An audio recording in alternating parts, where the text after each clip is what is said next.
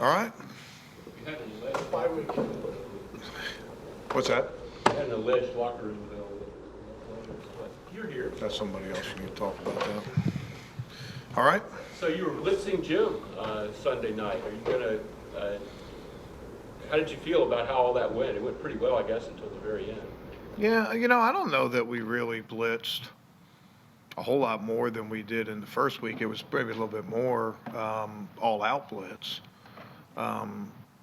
Just a couple snaps here and there. I thought a couple times it was pretty well executed, and we were able to get some key stops and get a turnover. But also we paid the price for it on that last play. I think we make that play. We made a play on a very similar play earlier in the game and a very similar thing, but they made the play when it counted. You wrestle with that like every week, and you talked about it before. Is it getting tougher to do? What's that? To blitz or not to blitz? Every game's different. You do like they were protecting their edges. They were chipping our defensive ends quite a bit. They were a little more vulnerable to the inside. The times where you saw us get free were on the inside. So every week it's different. Every week it's a different quarterback. It's a different set of receivers. You wrestle with every part of the game plan weekly, so no different than that. What did you see on the? It looks like you're going to be without Tim at least for a little bit. 2 defensive tackles in 2 weeks. How difficult is that when you have guys who haven't had a ton of snaps? Akeem just got here. Yeah, life in the NFL. We went through it at different positions last year. We went through it defensive tackle for a little while last year. Things have a way of settling down after a amount of time. There's always going to be an adjustment period when you got new guys coming in and guys are settling into new roles. But that's part of the job description for coaches in the NFL. It's part of the job description for players in the NFL. We preach all the time that if you're on our 63-man roster, if you're here, if you have a seat, practice squad, regular, 53, 46, whatever it is, you're going to have to be, counted on at some point during the season. So get yourself ready. And I think we've seen that plenty of times, and, we might be in that same boat, pretty soon. Jim, what's been your assessment of Ronald Darby's performance coming off an ACL? How important speed is obviously at that position? I think he's got all his speed back. I don't see the ACL as being an issue at all for him. He's done a great job of rehab.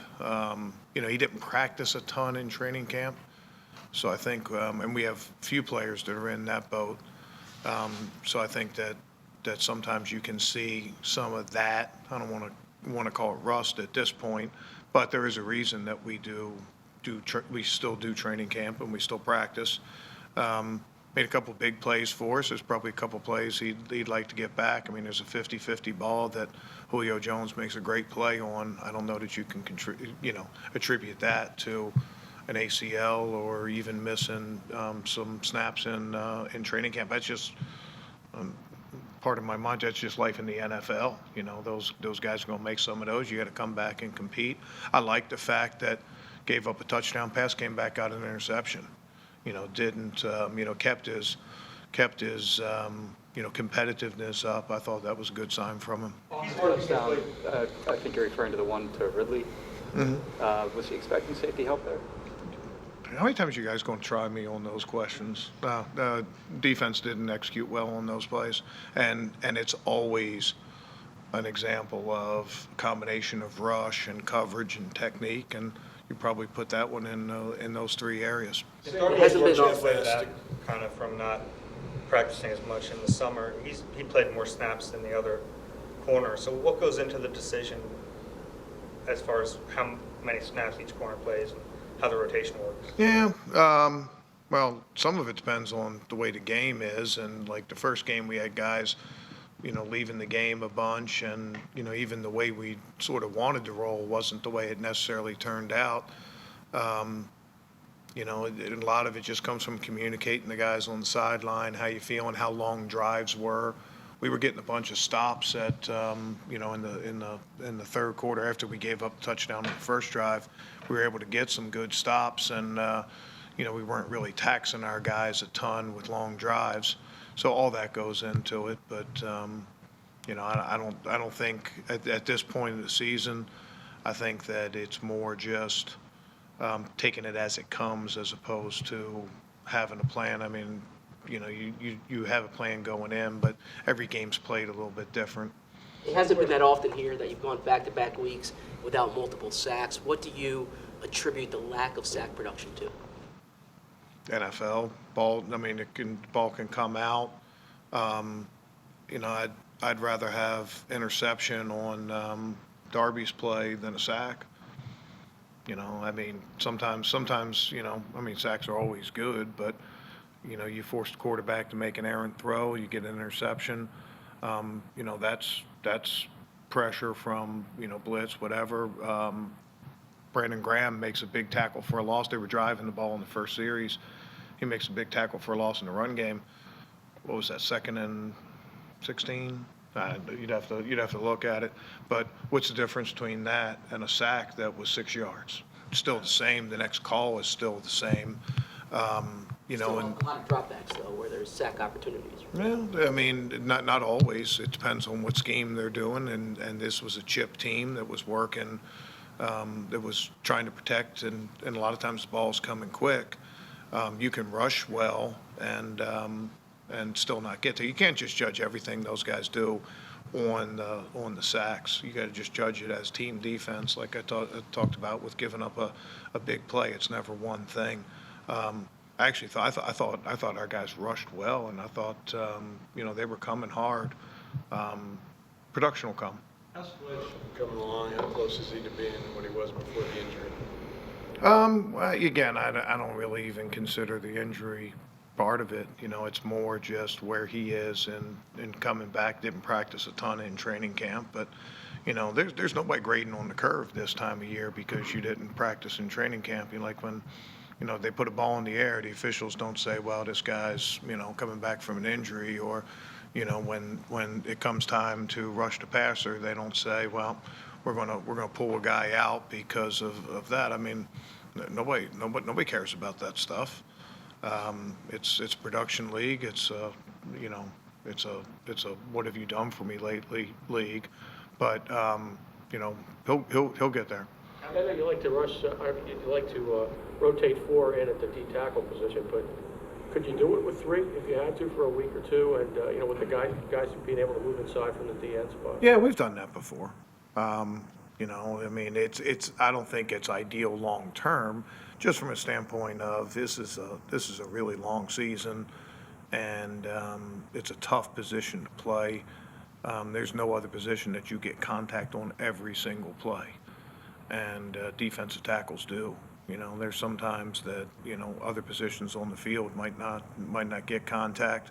Maybe you're a guard and and pass protection doesn't come to you and you're sort of holding space, or center and you don't get contact. But defensive tackles, every single play get contact, and it's a tough position to play. You got sometimes 700 pounds of guy pushing on you with double teams and stuff like that. So we take an approach trying to keep guys fresh, and I think that served us well over long term. But short term doesn't always work out that way. We'll just take it as it comes, a little bit like the corner position.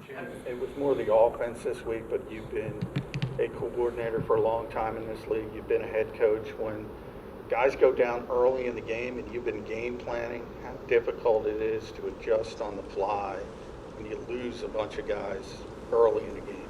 Yeah, I mean, you've seen it all. I mean, you lose guys in pregame warm-ups. I've been on teams that we lost guys and went to bed and we were great, and woke up the next morning, guys in the hospital getting an appendectomy. Goes along with the territory. It's part of the job description. You have to work with what you have and find a way to get through that game. It just is what it is. We've seen teams, a lot of times they'll scheme him up just because of how powerful and important he is to your defense with no Malik and no Timmy now for a while. Does that even place more pressure on him? I don't know. I mean, we took a little bit of that pressure off with a little bit of blitz, a little bit of inside pressure. So, having Nigel coming through an A-gap, Malcolm coming through an A-gap, that, now, those, we ended up with somebody else free. It was Dejo on one play, and it was Rodney on another. But maybe the next time, that's Fletch freeing up. So there's different ways that you can help guys inside. What do you think of the way Sidney Jones played? I thought it was a nice bounce back for him. The thing I was probably most happy with Sid was he really played physical in the run game, tackled well. And that was really good to see from him. Jim, you're obviously very familiar with Matthew Stafford. What have you seen with him the first couple of games of the season recently that impresses you the most about him? Yeah, it's funny. I don't recognize anybody on that team. Stafford, the long snapper, the punter, and then I think Darius Slay might be the only guys that were there. Wow. I mean, it shows you how much turnover there is in this league, because it really doesn't seem that long ago. Maybe it has been. But, Matt's always been a guy that is a very accurate passer. He's not afraid to put a ball in any window. He's got a strong arm. He can make all the throws. He's a really good game manager. I think that's maybe gone a little bit under the radar with him, and you can see that in the way they're playing. They're playing a little different scheme. I mean, they have a defensive head coach. They have an offensive coordinator that came from a run-first Seattle-type scheme.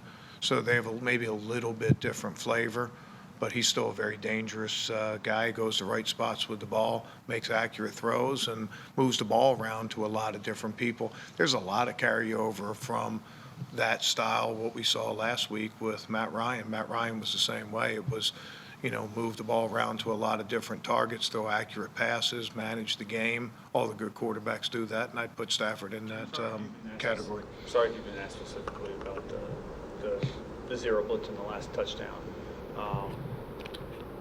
Where you guys were. Yeah, you were late.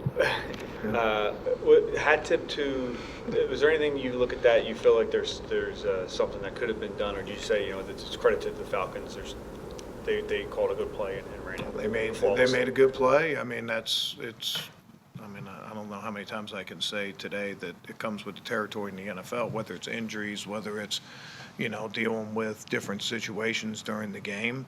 But, that's part of the risk reward of blitzing. You won't blitz, you can make some plays and you can sack, but if they do get a guy blocked, there's nobody behind him. We took an aggressive approach, try to win the game right there. We weren't just it was 4th and 3. We could have sat back and said, okay, let's be safe here. Let's, hold them to a field goal. I think part of it was knowing that even if we gave up a play right there, we could win the game right there, or go a long way to winning the game. Even if we gave a play, we had confidence our offense was, get the ball back and have a chance to play too. So that goes into it. We didn't get it done in this game, but it's a long season, and we have confidence that, in the long term, we'll be fine. Of the DNs on your roster, what made you want to play Josh Sweat inside? Yeah, just matchups. I thought that he only got a couple reps in there. It wasn't a huge part of our game plan. But I thought he had some good. I thought his best reps were outside in this game. He had a couple nice pass rushes and did a nice job against the run. If you're on our 46, we got confidence in putting you in the game. Every week it might be a little bit different, but his role wasn't huge in that game. But I thought he gave us some effective snaps. What was the biggest motivating factor for how much you used the blitz in that last game? Like I said, we really didn't use it that much. It was probably just more obvious because there were a few plays, both good and bad, that were made as a result of it. But a lot of times blitz and, like I said, we ran a blitz on a 2nd and 1 play that they gained 2 yards on, and nobody probably even thinks about that because it wasn't a huge play for them, wasn't a sack for us or something. But that's just the way it goes. I mean, it probably gets a little bit more attention. I don't know that it was a whole lot different than the normal number of snaps or the number of snaps you'd expect over a course of a game for us. It was just in a couple different situations, and there were some big plays made from it, and gets a little bit more attention. Last one, Sweat. Because he's not playing a whole lot of defensive snaps, the special teams, the main consideration when when you guys are trying to decide between him and Hall? That plays into it, but it's not the final determination. I mean, Fip always likes to be able to have guys that he can use. We like when our guys are, doing something when they're there. I think a lot of it goes into, like I said with the corners, a lot of it goes into the way the game's being played, how many long drives you're getting. Your rotation's going to look a little different when you're having long drives and guys are gassed. Like a week ago or however long it was, when they had that long drive at the end of the game, I mean, we could have used 15 defensive linemen, and there would have been plenty reps for all of those guys. Other times you're getting 3 and outs, and it doesn't seem like you're rotating enough. It's a long season. Okay.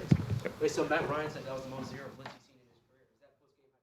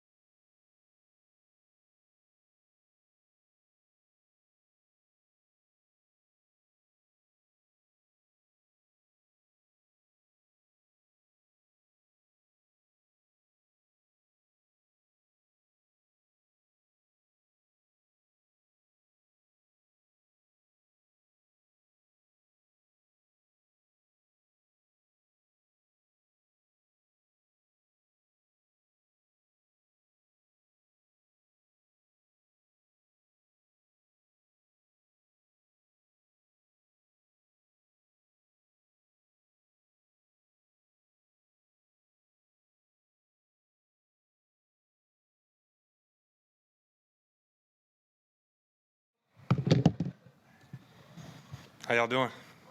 How are you? All right.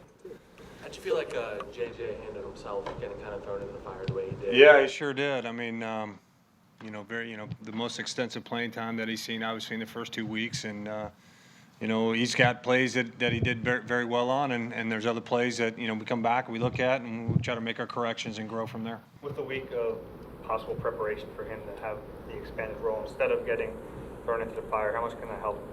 I think it could only benefit JJ. I mean, he's going to be taking, I would imagine, more of a primary role in practice until we know more about Alshon's status, and I'm sure that'll be ongoing throughout the week. But any reps that you get, particularly as a young player, are beneficial. When you have a rookie like him or even Miles, are there things you have to do to calm them down leading into games? Because they want to try and perform in those spots. Yeah, I mean, these guys have played in big games in college, but there's certainly a different feel about playing Sunday Night Football in the NFL.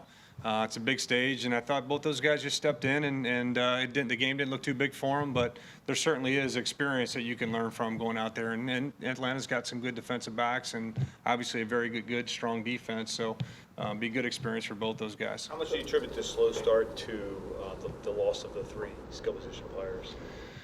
I think it's a combination of factors. Obviously, those were unusual circumstances that we were dealing with early in the game, and I think it's a credit to our offensive coaching staff, Justin Peel, Carson Wentz, Coach Stoutland, working through the run game and trying to make those adjustments on the fly, and not only just the coaches, but the players. We talked about JJ. Matt Collins, another guy who, saw the most extensive playing time in his career. I think it was something like 69 plays. So, all the guys, all the people involved, the guys that were still available to play, helping their teammates through it in the huddle, getting lined up in positions that, they might ordinarily have found themselves during the week. So, there's a lot of gymnastics that went on with it, and I think our guys responded well over the course of the game. Can you tell us a little bit more about you if this is your setup going against Detroit and then against Green Bay? These are the guys you have. Right. Well, it obviously helps now, have some time to plan as opposed to, happening in the moment. Like I said, it's unusual. It's never happened to me in all my time coaching to lose, 3 skill position guys like that so early in the game. And, I think, we were able to settle in, finally find a rhythm, and, those guys settled in the game and did a nice job. Can you tell us a little bit about the specifics of what was going on when you find out that those 3 guys are gone and all those gymnastics you talked about? Like, are you trying to pull up plays that you didn't have on the call sheet already and relay those to Doug? How does that all work? No, it's more about, massaging the personnel groups and trying, there's a lot of plays on there specific to personnel groupings, and some of them we feel like we could, interchange a guy. Others you got to cross off the list, and then maybe plug a guy in to rep a play that that was a different personnel group. I know you didn't get this rep. Here's how you want to execute the route assignment or the blocking assignment, whatever the case may be. So there's a lot of communication that has to go on in a short amount of time to get that done. And we got mentally flexible guys and guys that can handle that as players. And the coaching staff did a great job of making those adjustments. Mike, from a scheme standpoint, is Matt Patricia's defense similar to what he ran in New England? Yes. Yeah, very similar. Yeah. Did you have to go to certain players in case other guys got hurt and said, hey, well, if we're down to 2 receivers or 1, you have to. We were down to 2. Yeah. We were down to 2, and then Nelly came charging out of the huddle there to start the third quarter. We were down to 2 there, so that there again was another, and then all of a sudden we didn't have to go that direction. But that prepare for that? Did you have to go to who was? Well, we're gonna have to put a running back in, so now that gets even. That gets even more challenging there because you're talking about a guy who hasn't done at least the receivers have been in the room. They understand, the running backs haven't, they haven't been focused on that throughout the course of the week. Who was so the running back that would have been? Sproles was going to be the guy to go in. Miles, you have the week to prepare. Back here. You said you have the week to prepare, but obviously you can't make JJ be Deshaun Jackson. You can't make Mac be Alshon Jeffrey. So what is the key to make sure your offense doesn't miss a beat? Is it creativity on your part? Is it reps for them? Is it chemistry? What is it? I think it's all 3 of those things that you just said. That'll be the recipe. Trying to put our guys in a position to be successful. Get them in the plays that we think that they're suited to. Their skill sets are best suited to, and we got to maybe play a little bit of a different kind of game. And, there's an element of surprise to that too. So, it's a combination of all those things, and we'll be working through that the next few days. Miles was under a lot of duress in that game. How do you think the offensive line played? And looking at the game, it looked like Isaac may have, had a little bit of a struggle in this one. Well, you mentioned, they've got an excellent pass rushing group, and we were under some pressure at times. I thought, for the most part, we did a good job. I know Carson took some hits we don't want to see him taking. We got a lot of confidence in our ability to pass protect, and in terms of Isaac's played well here in the past, and we expect that he'll continue to do that. And probably didn't play his best game on Sunday night, and I think he'd probably say the same. Hey, Mike, with Mac and JJ specifically, you just kind of mentioned, but from 1 week, fly by the seat of their pants. They're playing Julio in practice, and then this week they get to prepare and be part of the game plan. How big of a difference is it for them specifically, not just you, for them to have those first team reps? I don't think that, in terms of practice, there's not a big difference. Maybe lightening their load, like you said, they were servicing the defense and giving our defense a look and representing Julio. So, they won't be as involved in something like that. But we expect those guys to know the game plan and be ready to step up if their numbers called. And, I think they were prepared. I know JJ spent extra time on several days last week going over the game plan at multiple different positions, which, as a backup receiver in the NFL, that's part of your job. You don't just know one spot. You got to know more than one spot in case something like this happens. And so, I think just another week, into it, just another week for him as a young player, can only be beneficial for him. You used 21 personnel 2-3 times in week 1 against Washington. Even after the injuries Sunday, you never went to it. What goes into that as far as the not wanting to? I wouldn't say not want to. It just maybe just different schemes that we had on the game plan. We felt were suited week 1, and we always have that flexibility to be able to do it. Like I said, we were going to have to get to it. If we needed it on Sunday, we're prepared to do that, and I'm sure that you'll see it again. When you watch the film of Carson throwing almost from his knees as he's getting dragged down from behind, is there a teaching point, coaching point there? Like just to hold on to how the whole development. What do you guys do? Press runs that drill every week. Yeah. It's so it's cool to see it show up in the game and him be able to perform like that. Yeah. No, a heroic play. Really, I think the second time that I've seen him, make a play like that to one of our guys across the middle. The other time that pops to mind is the Jacksonville game last year. When he made that throw to Jordan Matthews, cutting across the middle with the guy, draped all over him and twisting him around. It's just a testament to his strength. Not only his arm strength, but just his overall his play strength and being able to absorb something like that and still deliver a ball. Miles tried to bounce a few outside. It seems normal of a rookie. Is that something you would like to see him be a little more decisive and get down? Yeah, I think it's all part of the process. Really, that's an excellent observation. And there's some moments there where you see him stick his foot in the ground and get north, and he can't outrun everybody in this league like he might have been able to do in the past. And that's the learning experience of a young player. And we know he's going to learn for it. It's being pointed out, and he'll be better for it. We got a ton of confidence in the guy, and he's going to be a really good running back. And knowing Nelson as you do, how does he, respond or deal with a fourth quarter drop like that? I think certainly he knows he's got the support of the coaching staff and the players in that locker room, every one of them. It wasn't just one play. We know that was a significant play, but it wasn't just one play. It's a collection of plays, and Nelson's got a lot of confidence in himself. He's got demonstrated performance. He's got a resume. He knows he can step up and make plays. And matter of fact, just a play or two later, made a huge play for us on fourth down to extend the drive and go up and make that play in traffic like he did. So we haven't lost any confidence in him, and he's going to be a big part of the reason why we win. You mentioned the shots that Carson took. Is he all right? Yeah. I think Carson spoke about it, and I've talked to him. He said he's fine. Normally after a game you're sore, and I think he's sore, but other than that, I think he's fine. How do you think Carson kind of adjusted? Losing those three guys, from the first half compared to the second half? Yeah, I think that, obviously he played really well in the second half, completed 70% or something like that. Was excellent.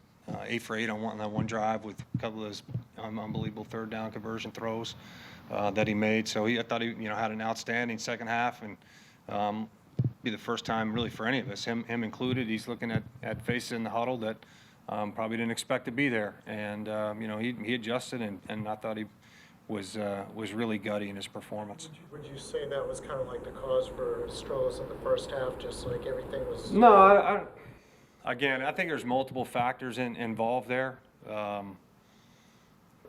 Offensively as a unit, there was things that we all need to improve. Starting with me, and that we all need to improve to play better in the first quarter, first half. There was a play where JJ, I think it was like 5 or 7 yard out, and Carson overthrew him a little bit on the left sideline. Is that one of those things where, it looked like an overthrow anyway. Is that one of those things where the more time that they play with each other, they might have a little more? I think that's a very good example. Yeah, it really is. Yeah, JJ's on our line to our left, and he's running from a slot position. He's running like what you describe as an out, and I don't know how many reps he's gotten on that. He wouldn't have been the primary guy that we would have repped it with, and finds himself in that position. So he hasn't got a lot of time on that route. Certainly Carson hasn't gotten a lot of time throwing him that route, and so we're a little bit off there. Can we make that play? Sure, we can make that play. What's the route actually called? What's the actual route called? What's that? You said I would call it an out. What's it Yeah, an out's fine. I think that'll work. Hey, Mike, from week 1 to He was inside, he was breaking out. Yeah, I think that's about it. It's a little bit more detailed, and we sometimes say it out loud, so I wouldn't want to say it in here. But yeah, that's a really good example, actually. From week 1 to week 2, what made you want to change that extra tight end, the tackle-eligible tight end, from Andre to Halabulavati? That's just a conversation we have with Stout. Based on who we're playing, and V's got experience doing that.